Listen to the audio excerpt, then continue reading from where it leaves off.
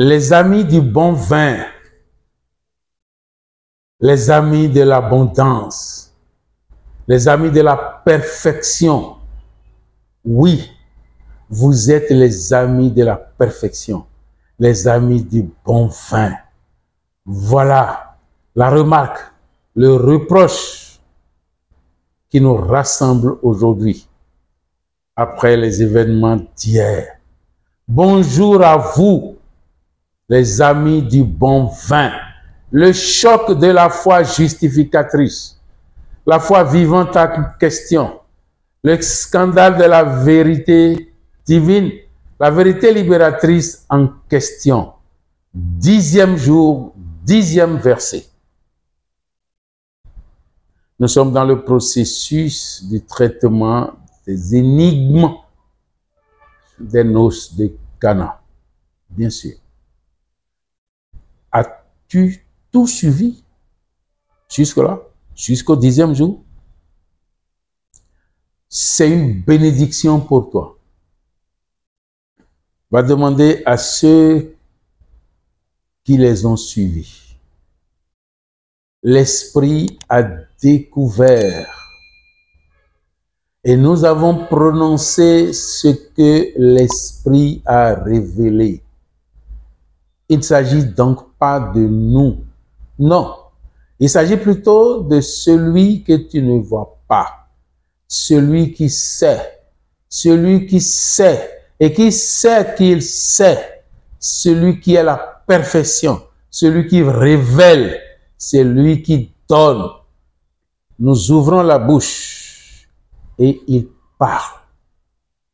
C'est lui qui est content de vous. C'est lui qui est content de nous. C'est lui qui nous salue divinement. Le verset 10 dit quoi? La remarque dont nous avons parlé dans le 9, la remontrance, même si elle est douce, dont nous avons parlé dans le 9, c'est ça qui apparaît ici dans le 10. Remarque à qui? Remontrance à qui? C'est-à-dire reproche public. Le texte n'a pas parlé de remontrance. Le texte n'a pas parlé de reproche public.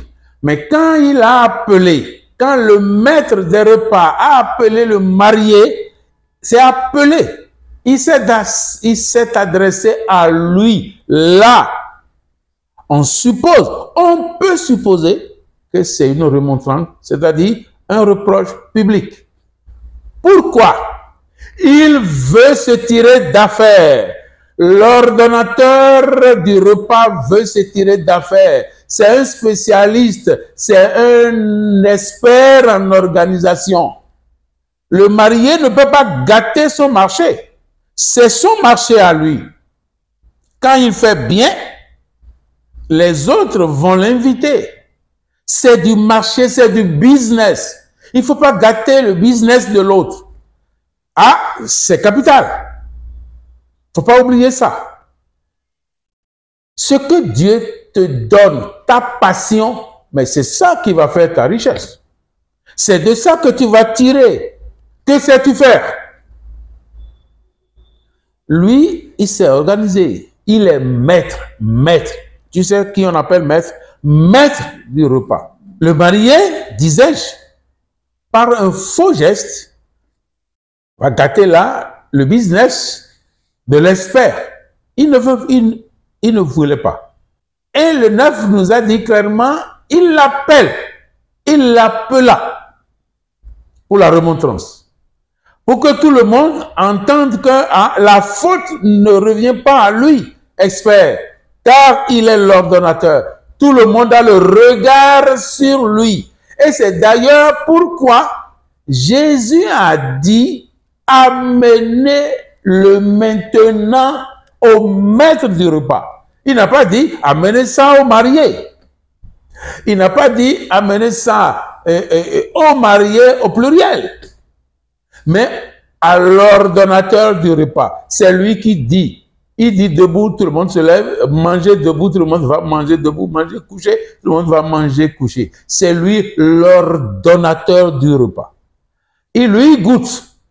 Il trouve que c'est extraordinaire. Mais comment ça? Comment ça? Comment ça? Il appela le marié. Ça, c'est le 9. Le marié vint. Écoutez ce qu'il lui dit. Comment avez-vous été éduqué? Vous avez grandi dans quel milieu? Dans quelle famille? Vous ne savez pas ce qu'on fait généralement? Vous ne savez pas ce qu'on fait habituellement? C'est d'abord le bon vin qu'on sert. C'est maintenant que nous sommes en train de comprendre que ce qu'il a goûté, c'est maintenant que nous sommes en train de comprendre ce que sa langue lui avait dit. Il n'avait rien dit à personne. Il appela seulement le marié. Ce n'est qu'aujourd'hui qu'on est en train de comprendre ce que sa langue lui avait dit du vin goûté hier.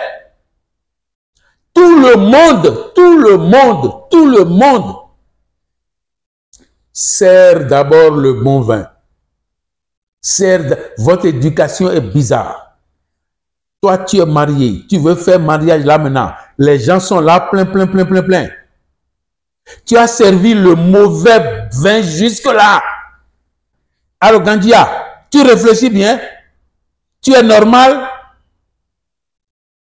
Mais pourquoi tu nous envoies ce vin-là maintenant?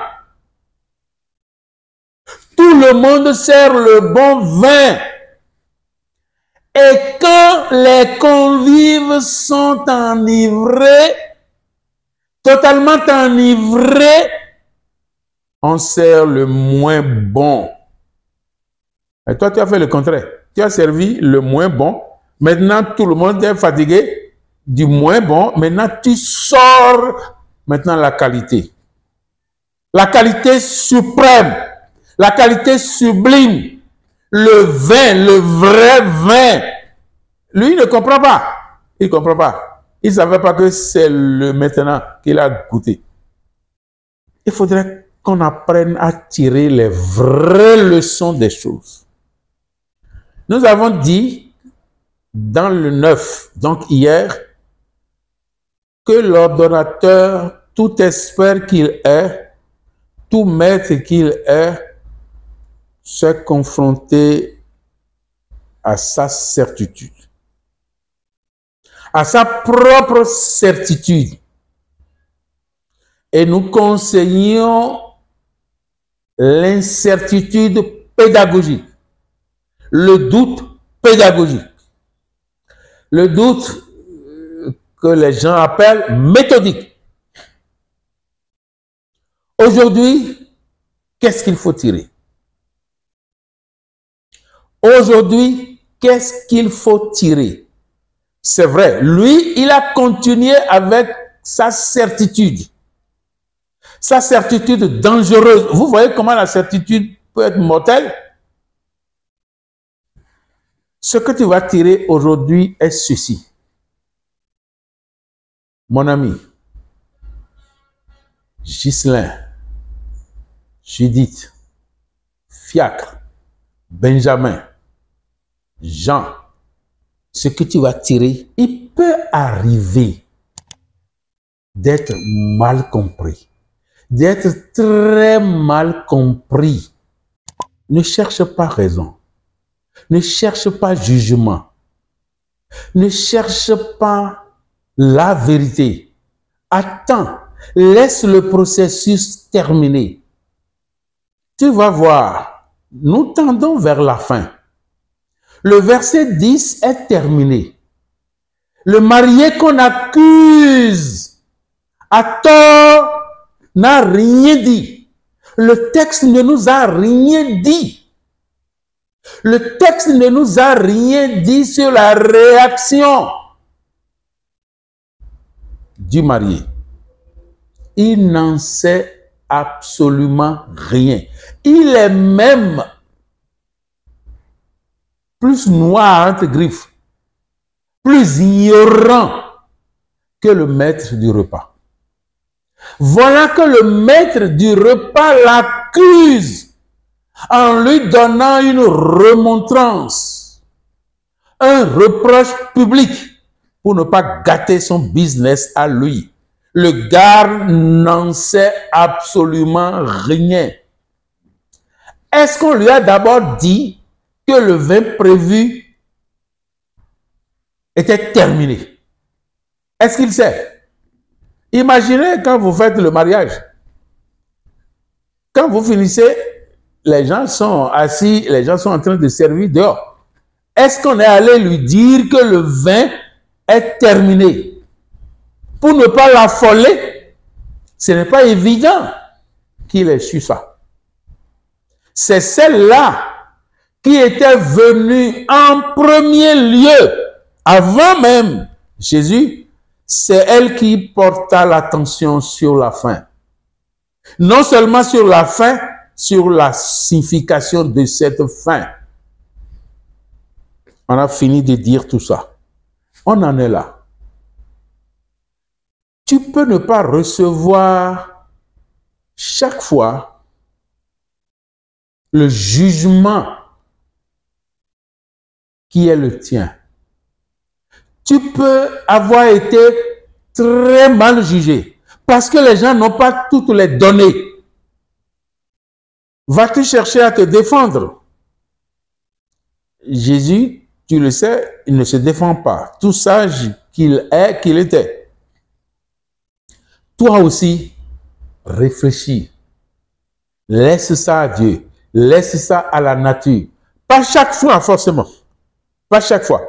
Si tu peux questionner, si tu peux te questionner, si tu peux questionner l'environnement, si tu peux questionner celui qui est devant toi, fais-le. Dans l'art, dans les règles de l'art, dans la politesse.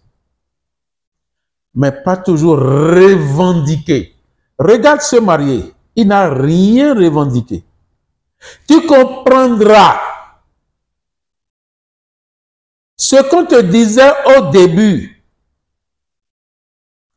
Il ne s'agit pas de marier en cravate ou de la marier en robe. Non.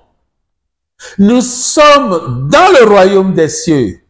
Nous sommes dans les symboles. Nous sommes dans les signes. Et c'est tout cet ensemble que le verset 11 va appeler signe.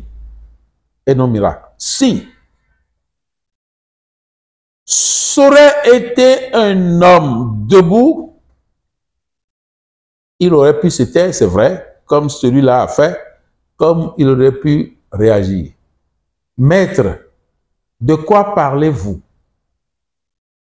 Maître, de quoi parlez-vous? Le marié aurait pu lui répondre ça, tout poliment, tout tranquillement.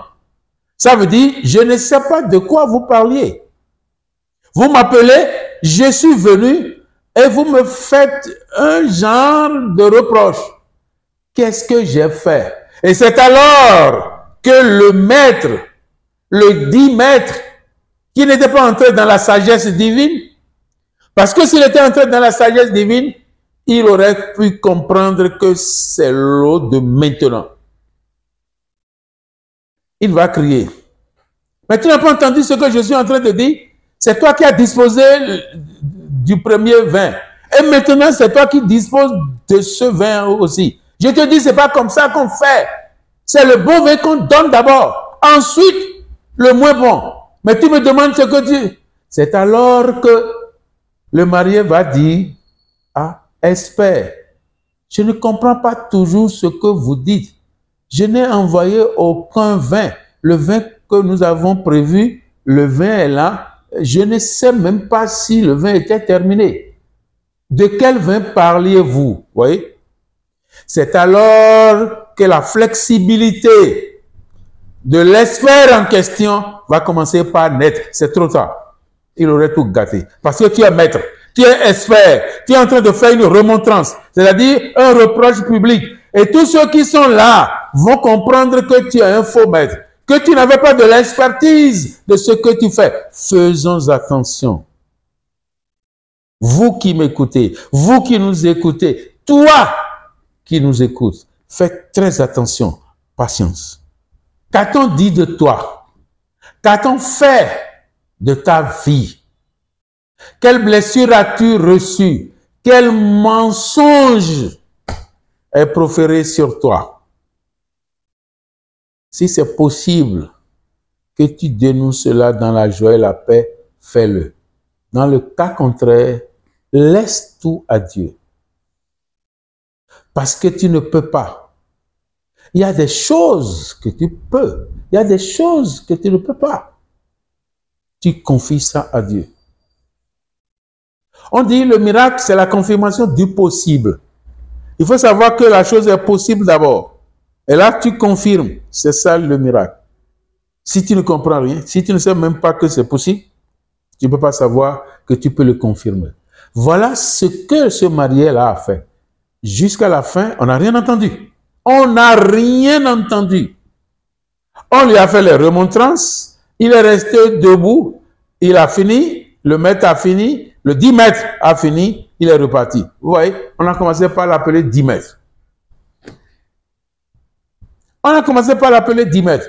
Parce qu'il aurait pu être flexible. Parce qu'il aurait pu être un peu plus curieux. Mais il a gardé sa certitude. Et commencé par faire reproche. Ne fais pas ça à toi. Ne fais pas ça à toi. Apprends à ne pas faire ça. C'est la leçon que tu peux tirer.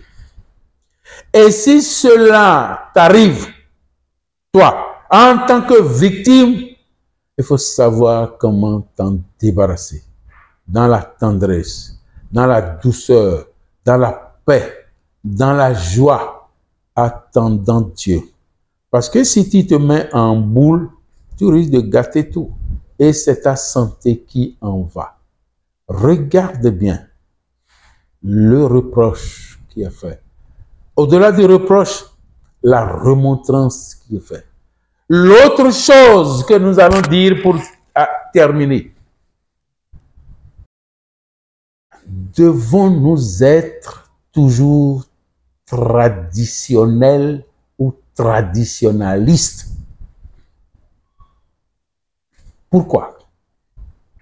Vous avez entendu le verbe du diespère? On sert toujours le bon vin. D'abord, on sert toujours. Pourquoi c'est ce qu'on fait toujours que nous allons continuer de faire? Pourquoi ça? Pourquoi toujours traditionnel, traditionnaliste? Pourquoi pas être un peu modéré? Pourquoi pas être un peu modéré? Et pourquoi pas être progressiste aussi? Tout cela exige un certain nombre d'analyses, un certain nombre de discernements. Parce que quand on évite le discernement, c'est comme ça qu'on est tenu de faire la même chose. On répète, mon minoblo, les parents ont toujours fait, les aïeux ont toujours fait ça. Est-ce que c'est parce que les parents ont toujours fait ça, les aïeux ont toujours fait ça, que c'est bien, que c'est ce que nous allons toujours faire? Interrogation, question. Parce que nous sommes nés pour tout gagner. Nous sommes nés pour évoluer. Nous sommes nés pour progresser. Nous sommes nés pour gagner. Est-ce que notre gain est dans toujours faire ce qu'on fait? Oui, si c'est bon. Si c'est mieux. Mais non, si ce n'est pas bon, si cela ne nous est pas profitable, il faut changer de camp, il faut changer de version. Voilà, le verset 10, la grande leçon, les grandes leçons qu'il nous apprend. Nous allons nous arrêter là et remercier Dieu. Et dire merci à Dieu. Et il ne nous reste qu'un seul verset. Nous allons revenir demain pour le traiter, pour en parler.